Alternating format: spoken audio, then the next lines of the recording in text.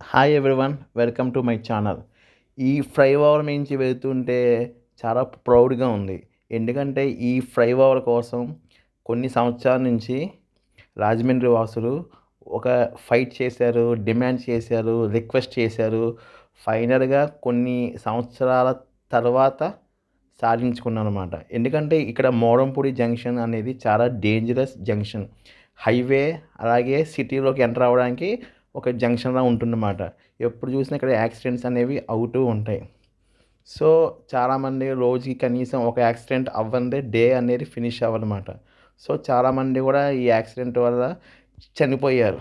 So, ఎప్పటినుంచో ఈ junction కోసం ఫ్లైఓవర్ కోసం రాజమండ్రి వాసులు ఫైట్ చేశారు. సో, ఫైనల్‌గా మోరంపూడి ఫ్లైఓవర్ నుంచి వెళ్తుంటే మటుకు చాలా హ్యాపీగా, ప్రౌడ్‌గా ఉంది. ఎందుకంటే ఇది మేము సాధించుకున్నాం.